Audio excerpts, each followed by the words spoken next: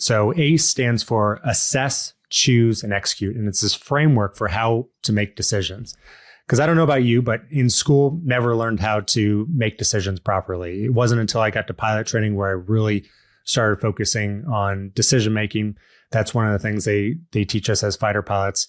And the first thing you want to do is to assess the problem in front of you. So do nothing. In fact, we have a saying that old fighter pilots tell us to wind the clock when you have a problem. So all these sophisticated aircraft, $100 million a piece, they have old analog clocks that are hand wound in case everything fails. Do they and really? So those pilots, yep. That's so crazy. Those pilots will tell you when you have a problem, an emergency, or a big decision to make, reach down, wind the clock.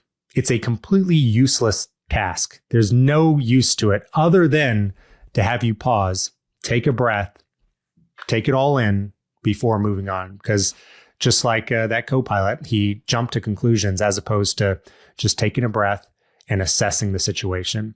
And so what we do is what we call it is our cross check. So the different parts of information that we're taking in to build this mental picture of everything in front of us. And I'm sure it's the same case for business leaders out there.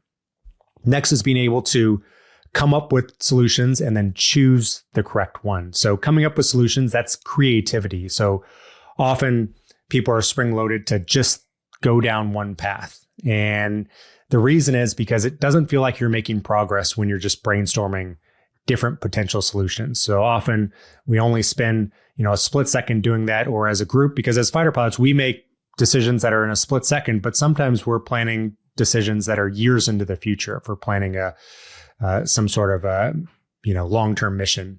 So you want to be able to come up with a bunch of different options. After that, choose the correct one. And the framework we use for that is finding the expected value. So what is the good that can happen from it? What is the probability of that happening minus the risk? What's the bad times the probability of that happening? And then lastly, it's to be able to execute. So being able to execute comes down to a couple things. Usually it's being able to stay in your optimal band of performance. So this is something the Air Force has been studying since World War II, when they found that good pilots were making simple mistakes in combat and getting themselves killed. And so they found that if you're not stressed out enough, then you're going to be complacent. You're going to be making mistakes out of boredom. But if you are too stressed out, then you're similarly going to be making mistakes. And we have a saying that as soon as you put on your helmet, you lose 20 IQ points, because what looks easy on the ground gets far more difficult in the air when you're in the thick of things. And so finding ways to stay in that optimal band of performance. And what they found is that your cognitive ability declines, and it's not at a linear rate for all of your cognitive abilities. So one of the first things to go is your ability to understand spatial relationships, which is obviously really important as a pilot. So where aircraft is in front of you, where the ground is, but also your ability to pull in different concepts from different areas and repackage it into a new and innovative solution, which is creativity. So these are things that you lose when you're in the air? That's one of the things that you lose the quickest when you're under stress. Interesting. And I mean, for me, the equivalent for putting on your helmet would be stepping inside the boardroom of an acquirer's conference table.